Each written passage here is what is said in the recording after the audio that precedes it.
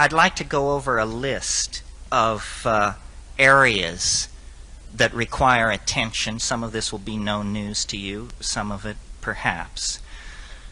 Toxic disposal.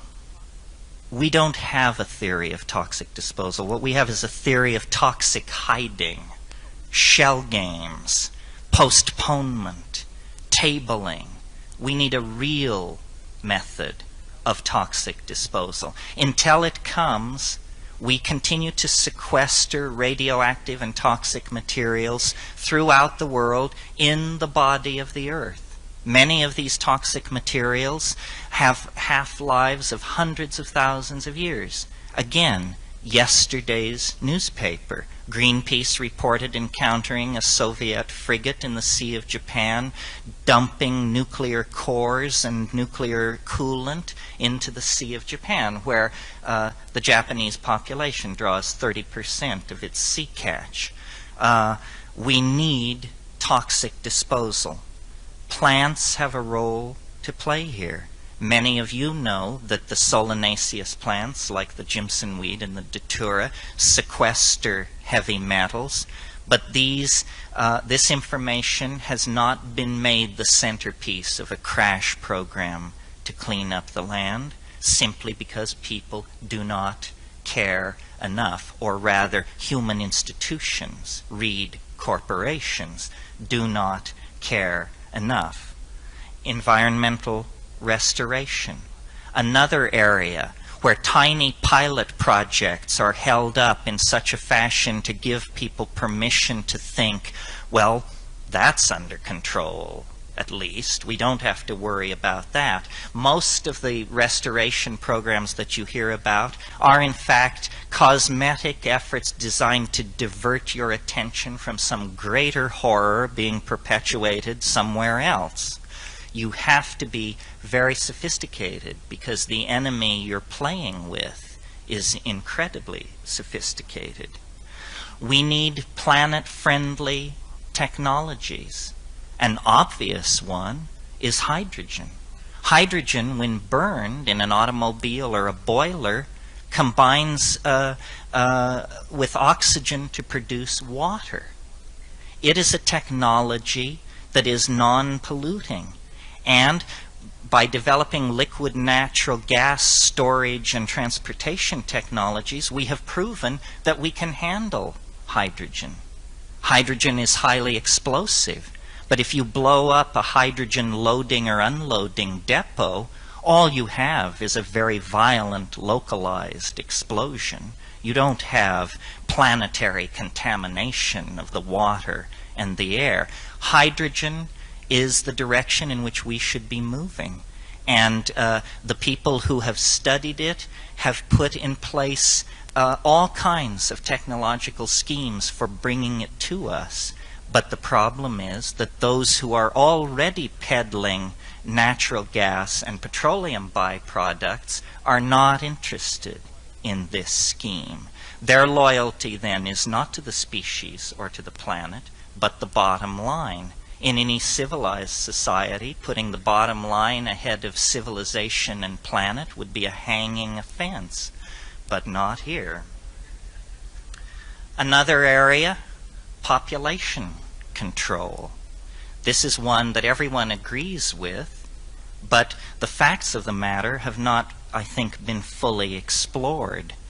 A child born to a woman in San Francisco or Malibu will consume between 800 and 1,000 times the natural resources of a child born to a woman in Bangladesh. Where do we preach birth control? That's right, Bangladesh. The women who could make the notice that if every woman had one child, the population of this planet would fall by 50% in one generation. Now, without war, without famine, without displacement of populations, the population of the planet would fall by half in the lifetime of most people sitting here. I don't think people realize this. We tend to assume the population problem is unstoppable. the women most likely to hear the message that one woman, one child leads to a saner world are the highly educated women of the high-tech industrial democracies, the kind of women sitting in this room. Since their children are using 800 to 1,000 times more resources than the children of the third world, if 10 to 15% of the women in the high-tech industrial democracies were to follow this policy, the release of pressure on world resources would be visible within 10 to 15 years. Now, I realize these suggestions are highly controversial, and I have a number of them, so I don't want to. We could hold a whole conference on that concept. The other thing, another item, we need to deconstruct product fetishism. We need to, through the media, establish the idea that a Zen-like spareness is the highest expression of social consciousness when it comes to interior decorating, the building of country houses, and so forth and so on. Deconstruct product fetishism so that the Kikuyu or the Yanomamo become the paragons of behavior in terms of relating to material existence. We do not need to sell our souls to junk and then inherit a ruined planet. It makes no sense at all. This is a problem because the techniques of capitalism are to use advertising to spread discontent. They are selling you something you don't already have. Discontent is the obvious way to move you to make that purchase. So you're constantly being bombarded with images of your own inadequacy unless you have the correct running shoes, German automobile, or house in the country. Next item, demilitarization. There is much talk about getting rid of nuclear weapons because the leadership of these bankrupt fascist oligarchies could themselves be incinerated by nuclear weapons. But where is the lantern-jawed lad from Alabama on the subject of getting rid of all armies on this planet? Now is the moment, because there are not large crystallized power blocks set against each other. How about a 15% reduction in all military budgets across the board? No one can claim that their security is lessened because their enemies too would reduce military spending. Apparently there's a big game going on dealing all this lethal junk all over the world, and that's why there's no mention of demilitarizing even such regimes as the Haitian or the Somalian regime. It is apparently a natural right of dominator jerks to have as much weaponry as they can buy with the money they steal and squeeze out of their captive populations. Another area, democratic values and human rights. Democratic values and human rights. You cannot build an eco-consciousness out of a population of slaves ruled by oligarchs. And that is the situation for 1/3 of the human species, so long as the octogenarian trash that rules China is in place. Where is our government on that issue? And that leads me to government accountability. Are we making our governments accountable in the matter of preserving the environment, cleaning up toxic waste, disposing of the manufacturing processes of these oh-so-necessary weapons stockpiles that these characters feel they have to have? Well, that's a pretty nuts and bolts laundry list, not the sort of thing you're used to hearing from me. I think hearing a list like that, the sense is maybe great list, but it's a little overwhelming in the demands that it makes. How are we to fulfill these many agendas at once? And this is where we come to my bailiwick. It is less than 100 years since the great stabilizing and illuminating force in the lives of archaic people has come to the attention of Western civilization. The great stabilizing and illuminating force in the lives of archaic people is their vegetable connection to the Gaian mind, their ability to experientially, not abstract reasoning like I've been doing here, to experientially feel the planet, our mother, its needs, its tensions, where it is in pain. They do this through the ingestion of psychoactive plants. They did this through the ingestion of psychoactive plants for 50 to 100,000 years before the excrementally brained monotheist agriculturalist faction arose.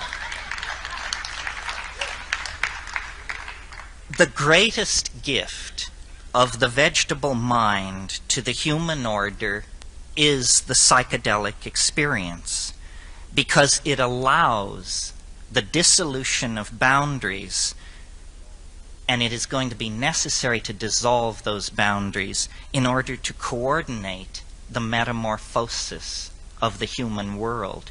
We have to have a vision. I don't mean a plan. I don't mean an agenda. I mean a vision. And the vision comes from above. It comes from, call it the unconscious, call it the Gaian mind, call it the Great Spirit. It doesn't come out of committee meetings and the data gathered by statistical analysis. We lack, at the highest level, not you and not me, but at the controlling level, we lack a vision. The best leaders among us are no more than crisis managers, attempting to manage us past an apocalypse that they are coming to believe is inevitable. That isn't good enough. That's not what my daddy raised me for, and it's not what your daddy raised you for. We represent the cutting edge of novelty in the biological world. Our self-reflective consciousness is our great glory. It also opens for us a dimension of moral responsibility unknown to the rest of the denizens of nature. Part of our Promethean and godlike aspiration to the control of nature is the concomitant obligation to care for nature and to feel nature. So really my message here is a message of psychedelic empowerment, of feeling. The ideas will come, the ratiocination will come, but what we have to do is feel our dilemma. If we could feel our dilemma and make other people feel our dilemma, we would move rapidly toward real solutions. We are anesthetized. We are a world dying under anesthesia for lack of authentic experience, authentic connection with the living world out of which we came. Recently, just this past week, I read a wonderful book, which I recommend, called Going to the Heart by Kenny Green, or Good, I think, an anthropologist who lived with the Yanomami. The important thing about this book is he lived with them for 12 years, but he married a young girl of the tribe, and it tells the story of their life in the Amazon and their life in Rutherford, New Jersey. I mean, this woman had never seen an outboard motor. It was a wonderful book. I was skeptical when I began reading it. I just thought, why do I have to read about some guy who trophies a woman in the Amazon? I feel very badly for my judgment on it, because the message of that book is ultimately a message of love, a message of reaching across incredible barriers of culture and time and space to the essential humanness that unites all of us.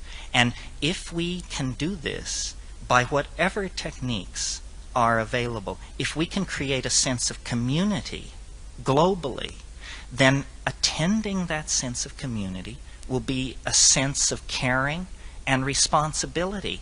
It cannot happen unless we change our minds.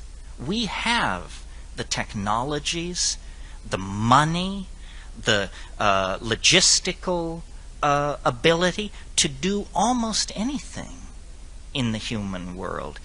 But we don't know how to change our minds. We are angels with a Siamese twin who is a monkey growing out of our chest. And this was all very fine when there were endless environments to despoil and vast herds of game. That curious amalgam of the animal and the angelic that is our humanness could exist in that kind of an environment, but no more. And for the past 1,000 years, the moral bankruptcy of Western civilization has become more and more apparent. The chickens are coming home to roost.